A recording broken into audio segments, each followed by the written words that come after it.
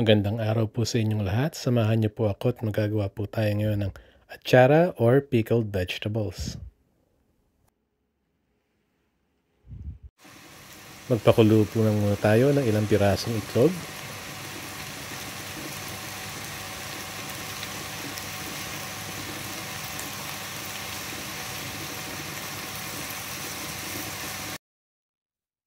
Ang unang gulay po na gagamitin natin ay ang turnip or singkamas.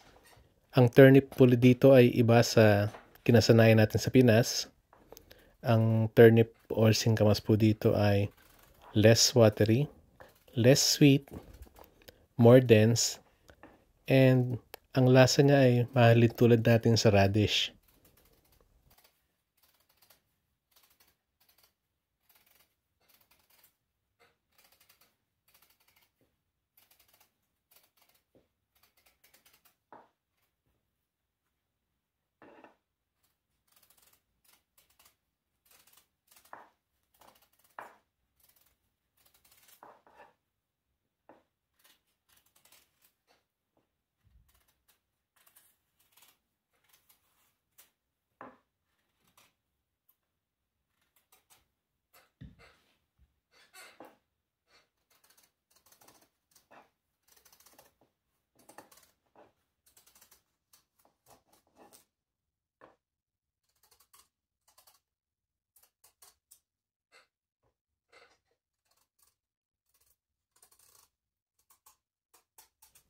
As with all the vegetables na gagamitin natin sa reseping ito, hihiwain lang po natin ng maninipis ang ating mga gulay, and then hihiwain pa natin siya into matchstick sizes ng maninipis rin.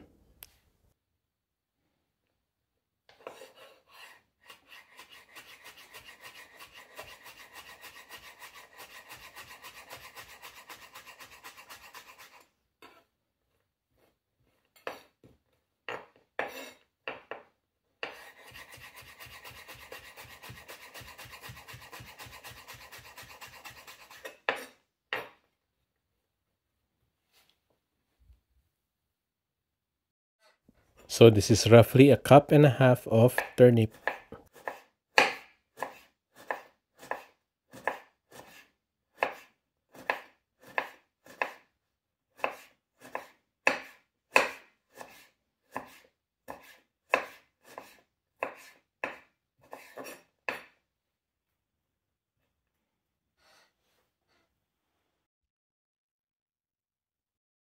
Ang susunod naman po nating hiwain ng maninipis ay ang ating carrots. Gagamit po tayo rito ng 4 na pirasong medium-sized carrots.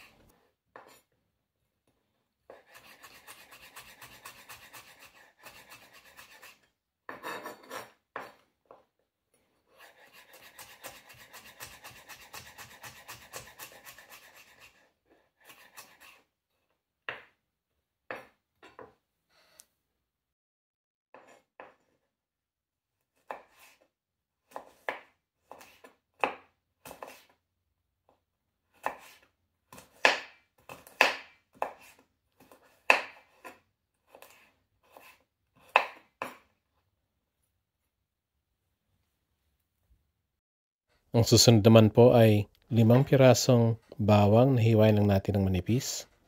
No need to make them into matchstick sizes.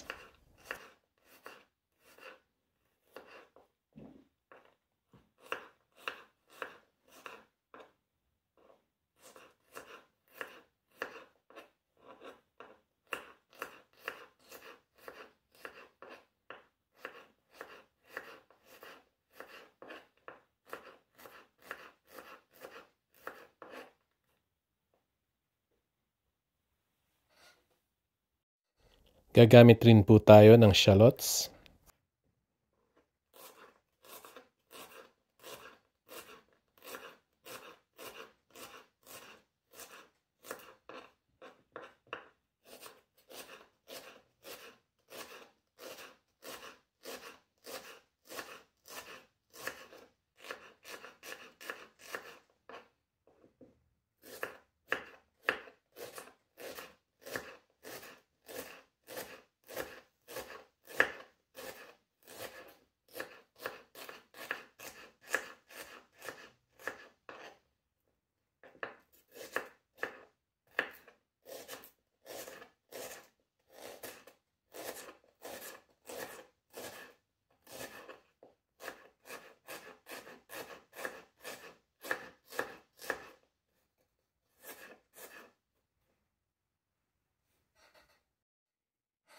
Ang isusunod naman po natin ay ang ating luya. Hihiwain din po na maninipis and matchstick sizes.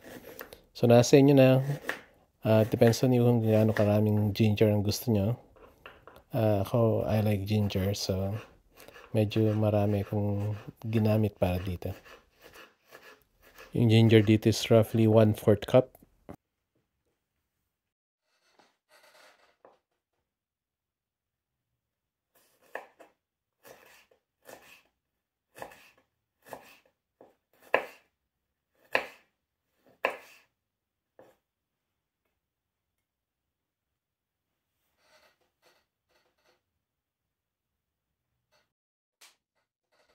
At ang panghuli ay isang pulang bell pepper. Tanggalin ng buto at hiwain din naman nipis, matchstick sizes.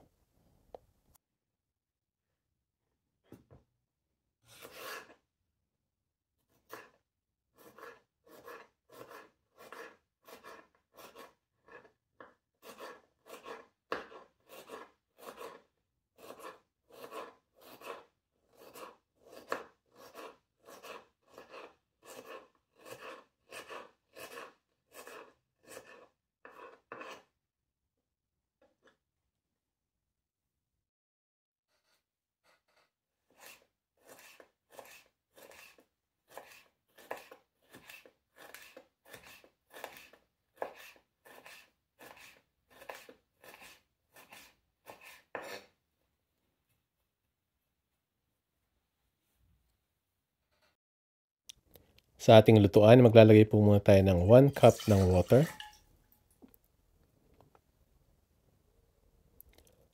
1 cup ng suka.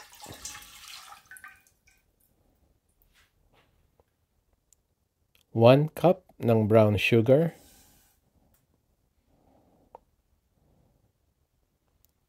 A dash of salt.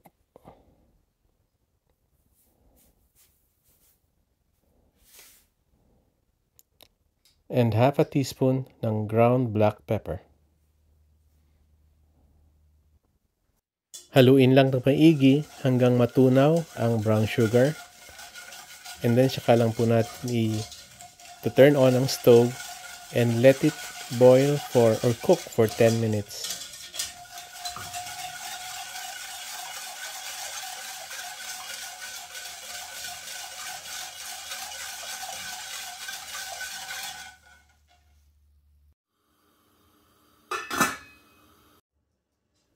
After 10 minutes na nagbo-boil na yung ating solution, ilalagay na po natin ang ating mga gulay. Unahin po natin ang luya.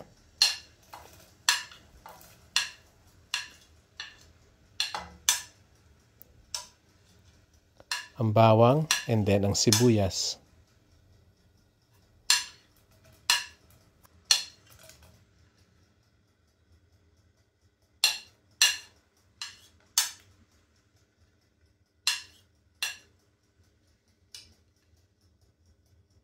Takpan po lamang uli ang ating lutuan and let it cook for 5 more minutes.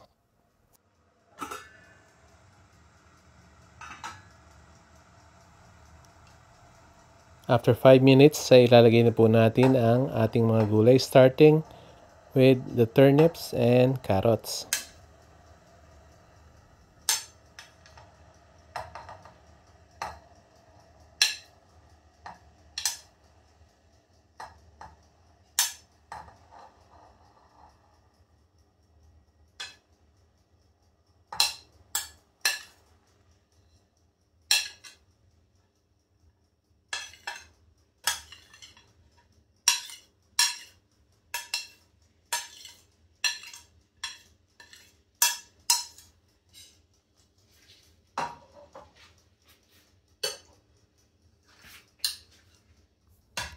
Next ay ang bell pepper.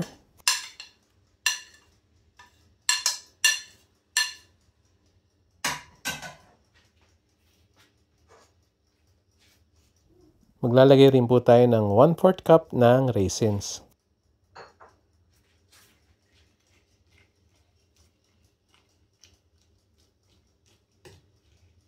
Haluin lang po ng maigi and let it cook for 2 more minutes.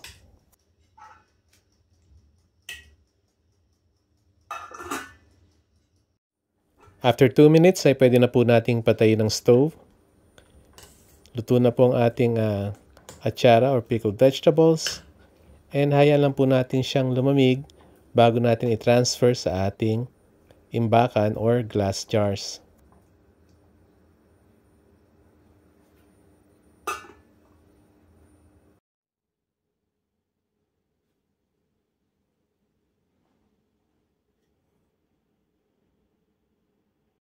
So maglalagay lang po tayo ng mga hard-boiled eggs na tinanggal ng shell sa ating mga glass jars at tatakpan po natin siya ng ating atsara mixture.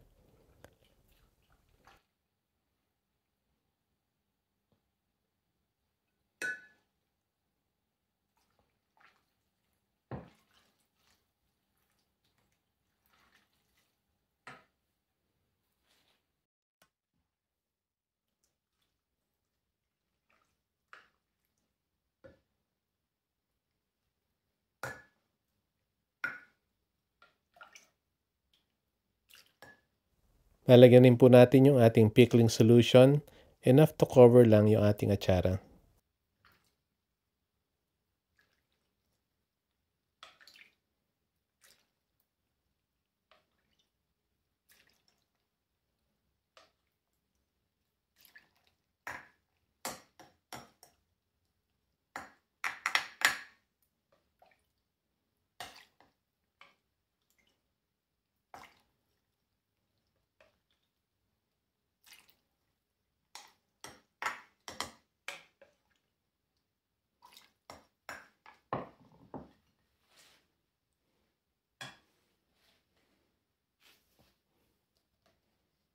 Pagkatapos po itatakpan po lamang natin at ilalagay natin sa fridge for 1 or 2 days bago natin kainin para lalong manuot yung lasa sa ating mga hard-boiled eggs.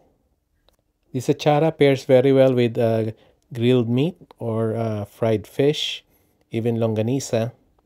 I hope you like the video and please like, subscribe, comment, and share. And if you have any suggestions of kung anong gusto nyong iluto natin, just feel free to comment. Personally, I just like eating it as it is. And as always, ingat po kayong lahat and bye-bye!